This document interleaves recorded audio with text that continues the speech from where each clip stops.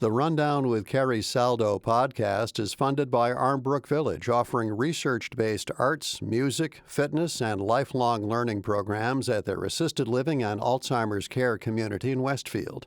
armbrookvillage.com.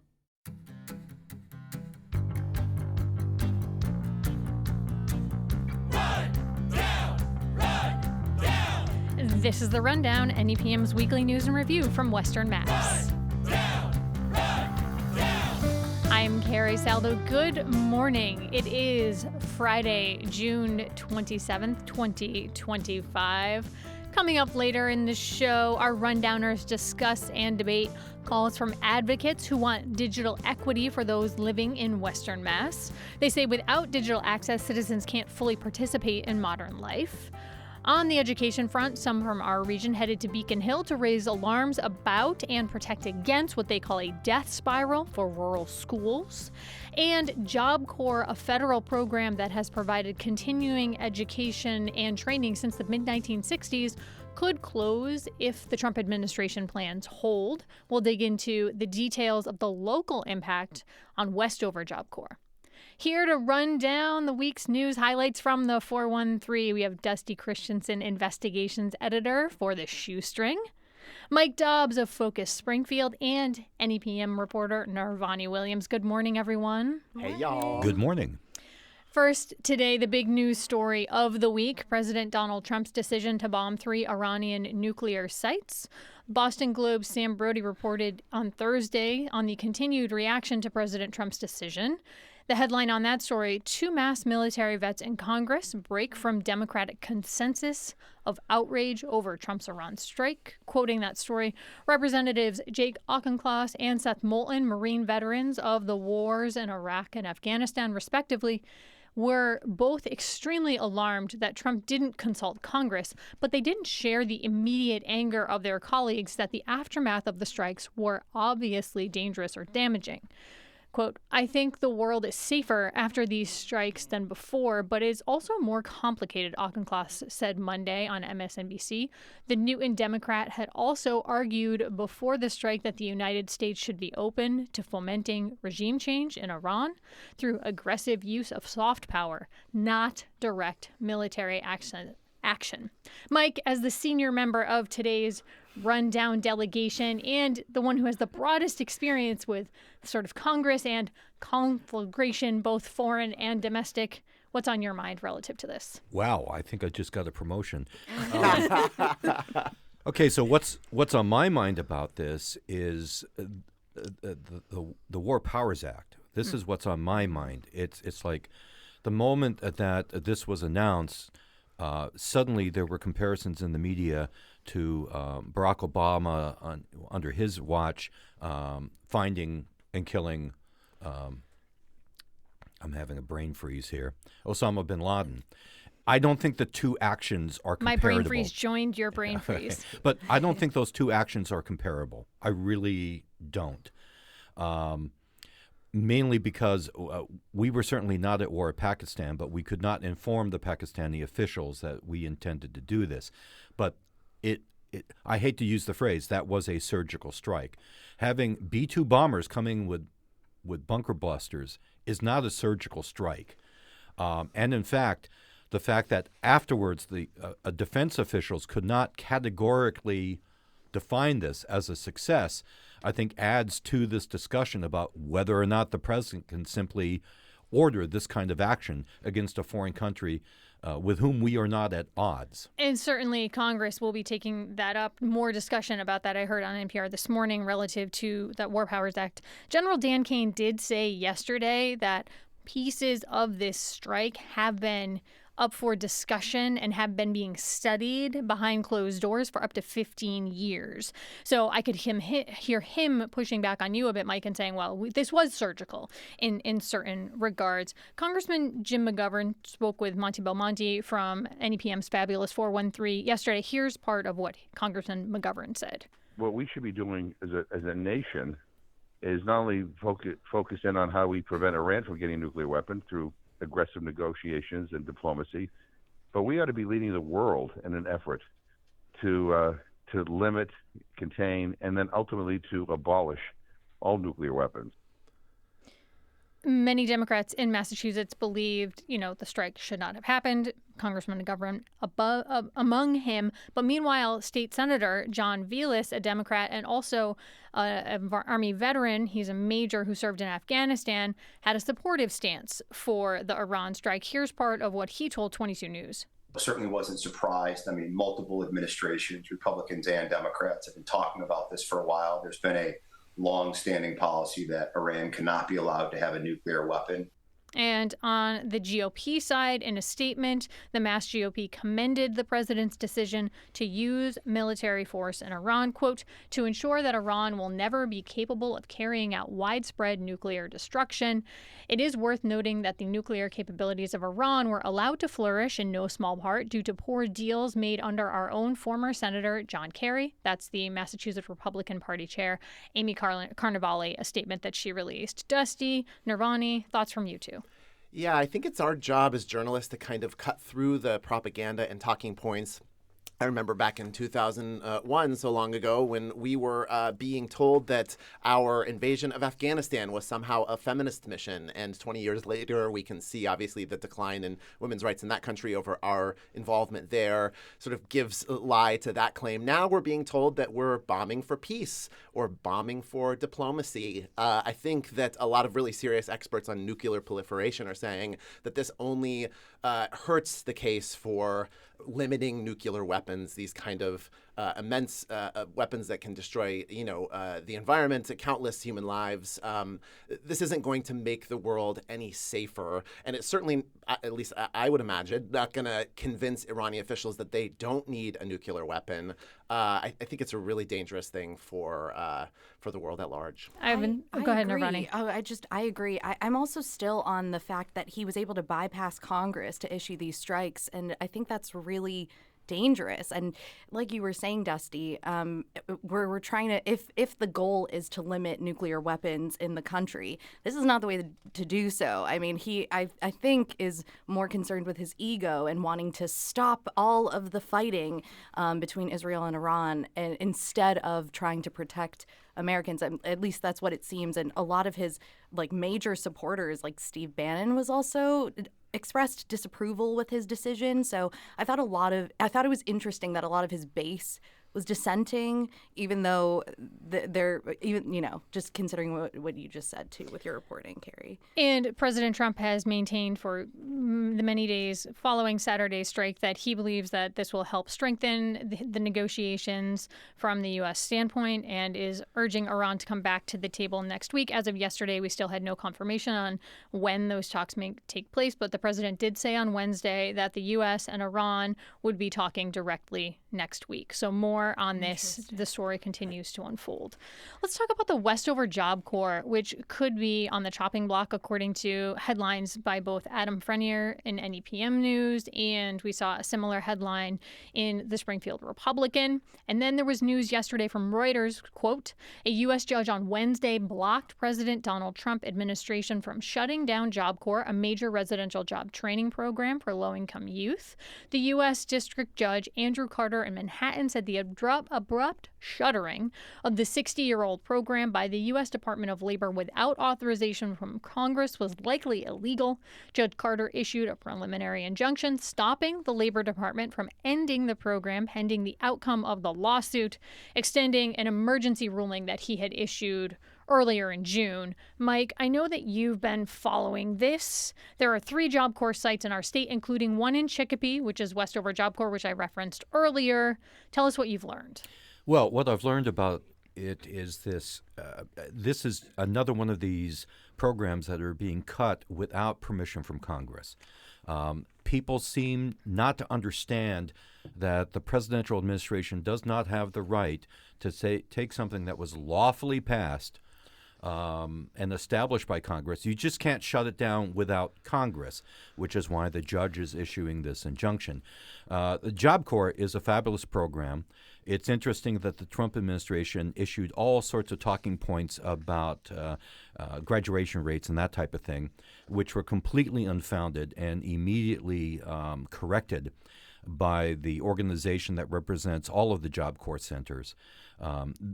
We need Job Corps more than ever. We need opportunities for young people who need a break, coming from bad domestic situations, having incomplete educations, to get the training to actually get real jobs. And for instance, several of the welding students recently graduated from the Westover Job Corps are now employed at the U.S. Naval Yards, I believe in Rhode Island, as welders because they needed welders. So these guys have now got real jobs that can lead to a middle-class life. This is what Job Corps is all about, and it's an absolute shame that this was even considered by the Trump administration to be closed. Reuters pointed out that the Labor Department announced that the end of the program in May, saying it was not cost effective, had a low graduation rate, and was not placing participants in stable jobs. The department also said there had been thousands of instances of violence, drug use, and security breaches at Job Corps centers. Mike, kind of runs counter to what you just said, that this Right. is putting people in jobs. Have you heard anything, local reaction about the instances of violence or other things the administration is pointing to as problematic with this program? So historically, Chicopee has had a love-hate relationship with the Westover Job Corps. I don't want to put this directly into a racial context, but a lot of the Job Corps people are black and brown youth, and there has been some concern among people living near the Job Corps Center about, for lack of a better phrase, juvenile delinquency. But the bottom line is I know for a fact that Mayor John View is a huge supporter of the Job Corps. I don't think he would be if there was actually real problems going on. Adam Frenier spoke with State Senator Jake Oliveira of Ludlow earlier this week, who said that the elimination of Job Corps would have consequences beyond loss of the training resource. Here's what he said. Out of the over 400 students that attend Westover Job Corps, 86% of them utilize residential services and otherwise could be either living on the street or couch surfing or living in their cars. So the idea that this is not only job training, but also providing life support and wraparound services to folks, we're talking who are 16 to 24 years old. I also read in the Republican reporter, Larry Parnas, who's the editor there, reported on this piece. And something like a third of those who were employed in the Westover Job Corps program were considered homeless prior to entering this program. Dusty, what are you thinking? Yeah, I think I'm glad that we talked about the bombing of Iran before this, because I think it puts into perspective the funding priorities of this administration. The Trump administration continues to cut social programs at the same time as saying we have enough money to do things like bomb Iran, like increase defense spending when we already spend 10 times more than the next 10 countries in the world combined on defense spending, on military spending. I think this says a lot about the funding priorities of the Trump administration. The program's merit and effectiveness. I'm sorry, Nirvana, did you have something that you want to add? Oh yeah, I mean, I also think it's a distraction too with what he's doing, and there is a job shortage in Massachusetts, largely attributed to a skills gap where skills of available workers don't match the need of employers. And I think this the Job Corps helps students across industries get into these jobs. Like, it is so hard to even apply if you don't have a college degree or like very many different things that employers are looking for. So just to even get a foot in the door is helpful. It'll be interesting to watch where this lawsuit goes. As I was learning more about the program, I was sort of doing a little research and I tripped upon the 1964 article in the New York Times about the launch of this program. And it pointed out that at that time, it was meant to be a one-year pilot and that the program's merit and effectiveness has been a source of long-standing debate. So probably not the last time we'll hear about where and what this program should be going, where it should be going, especially given the lawsuit. We will keep discussing it here and updating you here on The Rundown. We are going to take a quick break, though. Our Rundowners will weigh in on digital equity and more support for rural schools when we come back, plus scoops, praise, and prediction from our panel. You're listening to The Rundown here on 88.5 NEPM. I'm Carrie Saldo. Stay with us.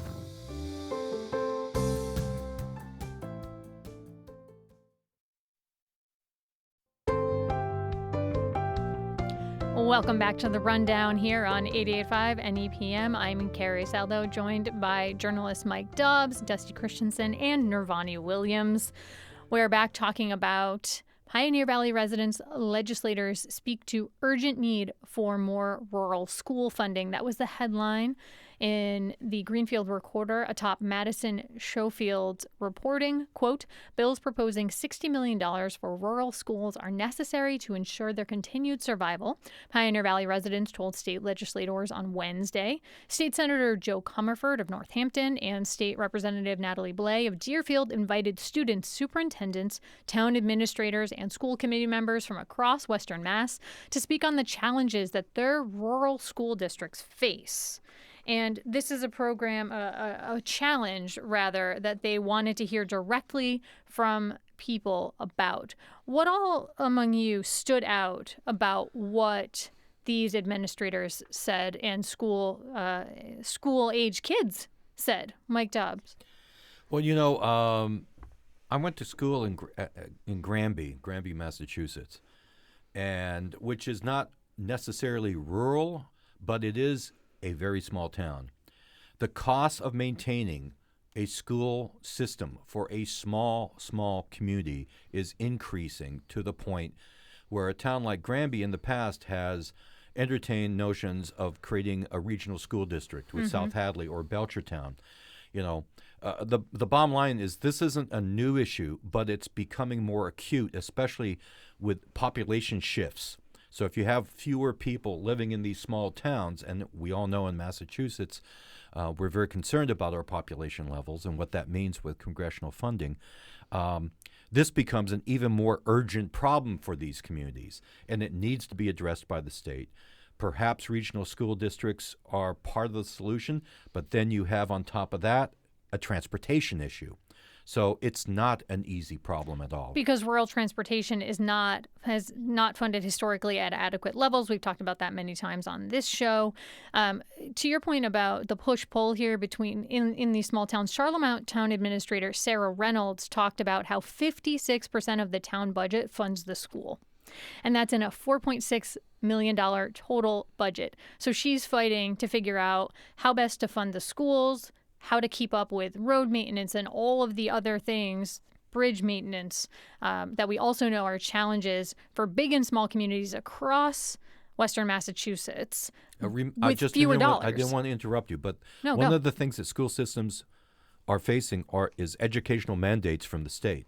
They're talking about programs and systems that schools need to have in place. This becomes even more difficult for a town like Charlemont. Yeah. Absolutely. I had no idea, though, that the Board of Elementary and Secondary Education does not have a representative from Hampshire, Franklin, or Berkshire counties. So that's one of the things that Senator Comerford and Representative Blais are pushing for if this new legislation comes to fruition, is getting more representation from someone who actually has the lived experience from one of these rural school districts on that panel so that they can have a more clear voice representing them. We see this as reporters all the time, that the folks out east in Boston and anything east of Worcester seem to think that Western Massachusetts doesn't exist, or that the problems that folks have been raising. I mean, people, as Mike pointed out, this has been an issue for years and years. I remember covering what the Granby School District was calling an enrollment death spiral 7-8 years ago, and we're still here in a lot of rural districts. People have been screaming from the rooftop that there needs to be more funding, and it's encouraging to see more and more people speaking out. We also saw that these bills backed by Comerford and State Representative Blais are based on a 2022 state report. This according to John Misek from Mass Live, who pointed out that report offered 36 recommendations aimed at helping rural districts deal with the twin challenges of rising costs and declining enrollment. As Mike pointed out, the House and Senate proposals take a 5-pronged approach to tackling these specific challenges. And the biggest by far is a plan to top up the state's rural school aid fund from the current $16 million to $60 million, which are referenced off of the top. And we have made some inroads on this challenge. Rep. Blais pointed out that fund, before she and Senator Comerford and others from Western Mass, before they started advocating for this, that fund was initially receiving $1 million. So we have seen some movement. It's not a completely issue that has been longstanding and yet unaddressed. Nirvani, any thoughts from you? I mean, just echoing with what Dusty said, I think a lot of lawmakers from the East really don't look at Western Mass and really know how to address any rural issues happening out here. So more advocacy needed is just like always the issue that I'm hearing from residents, especially in the education system out here. So, yeah, I think that it's great that there is more movement from Comerford especially, too. Another issue that made its way to Boston, or trying to catch the attention of Beacon Hill this week, the headline, Alliance for Digital Equity pushes for internet access for underserved on Namesake Day. Jim Kinney of the Springfield Republican reporting, quote, healthcare, education, Social Security, the Veterans Administration, job applications, and City Hall are only a click away. That's if a family has reliable internet access of sufficient speed and capacity to get the job done. The story went on to say that there were events on Beacon Hill on Wednesday, marking what backers call Digital Equity Day. A standout on the steps of Springfield City Hall was called off because it doesn't seem like it today, but it was hot as heck on Wednesday. This is a huge issue for folks still in Western Massachusetts. And again, I think it's one of those east-west push-pull things where if you live in Eastern Massachusetts, this does not even go across on your radar screen that you might be living in a community that does not have adequate access to the internet or high-speed internet access. What did we learn during the pandemic? Exactly. Didn't we learn that it doesn't matter if you're sitting in Springfield or you're sitting in, I'll use Charlemont again, because I like Charlemont. It's a nice town. Everyone needs affordable, equal speed access to the internet for the most silliest of things. I mean, it's, job applications, Social Security applications, all this stuff. They tell you to get online. Checking in for your doctor's appointments. We had tape this morning on our newscast this morning talking about how you don't get paper copies of much of anything these days. No. And you're asked to do it in advance. So to me, we had this surge of interest in this subject for everybody during the pandemic. And now we're just a few years away from it. And this is now coming back up because we didn't do the job during the pandemic. We did not get that done. And a federal program that was trying to get at some of this access, and it did sign up, I believe it was something like 55,000 people in Western Massachusetts during that COVID era. That federal program, the Affordable Connectivity Program, was eliminated at the federal level. And so now there's this push at the state level to fill that gap. There was a November story by Samuel Jelinas in the Greenfield Recorder that touched on something called digital navigators that's coming through this Alliance for Digital Equity. Hannah Cox was one such navigator, and she told the paper about her experience in helping an elder, and she worked with them over the course of 6 months, helped them get used to a smartphone, and then helped train them on a laptop. And eventually this person was advocating for themselves on that laptop. But it was only possible through this alliance and through this work. Yeah, we see all sorts of other vital infrastructure as a public good, as something that is a necessity for a town or a city or a country to adequately function. It is high time that we consider internet in that same way. Yeah, and this all goes down to access, too. Like, I don't think that anyone in Eastern Mass can really fathom that there is a lack of internet access in Western Massachusetts, and that it's a big problem for residents out here, even in Northampton, too. Like, it's and in places that people wouldn't expect. So I think it's so important for this to be advocated for, and so many people out in the eastern part of the state really just don't understand. Nirvani, I want to ask you about a different topic, something you took a look at this week. The Healing Racism Institute, an initiative aimed to address issues of racism in Western Mass. They held a community dialogue, and you were there. What did you hear from folks? Yeah, absolutely.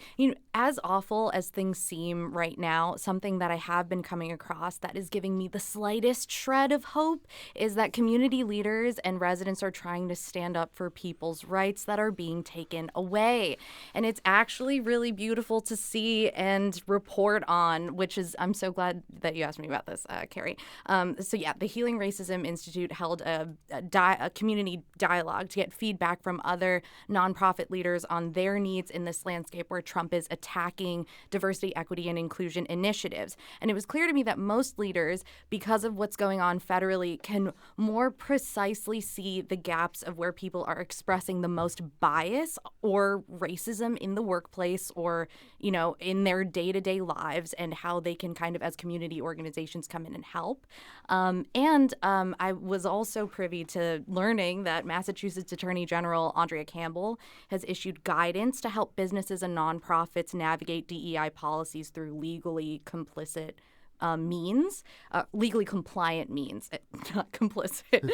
I think the state legitimizing these practices has been helpful for many nonprofits to continue DEI policies, because most of these nonprofits are telling me too that they're looking at this as just their responsibility to continue having diversity in the workplace and being equitable and inclusive in the workplace as just like their responsibility, and it not coming down to a policy. And I think that nuance is important. You talked to Modesto Montero Foreman, who's the board president for Healing Racism Institute. I wanted to share what he said. Did I really believe in this anti-racist movement, or was I just bandwagon fan because it was like the profitable thing to say and do, and so that's been helpful, and it's creating opportunities for us to get clear on like who are our true friends in this work in this moment in time. Did anyone at the forum talk about that specific point, or did that come up at all? Yeah, definitely. Especially just with the Black Lives Matter movement that happened in 2020 after George Floyd's death.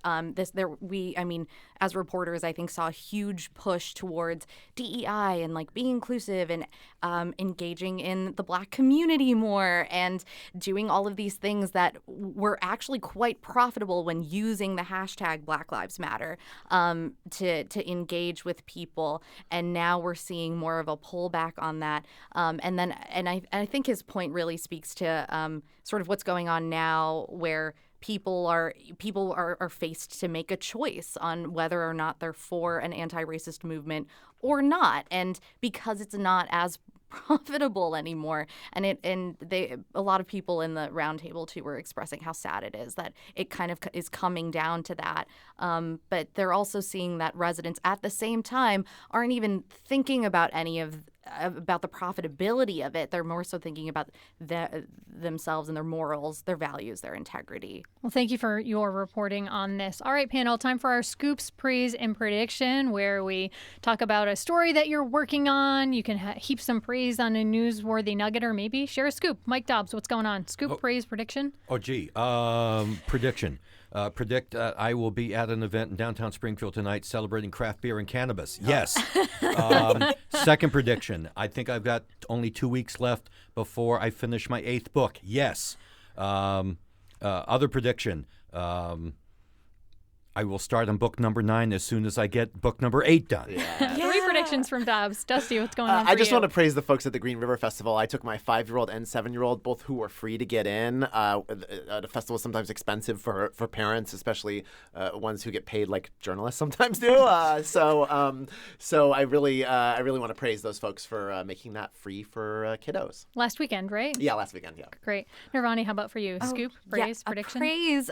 Big congratulations to Dusty and our my good friend to Greta Yoakum at the Republican newspaper for winning a PMJA award, Public Media Journalists Association Award, for their story on how easy it is for Massachusetts police to seize property. It was an excellent story. Hey. Check out that reporting online at NEPM and the Springfield Republican's website. All right, you've been listening to The Rundown. Mike Dobbs, Dusty Christensen, and Nirvani Williams. I'm Carrie Saldo. Happy 4th, everyone.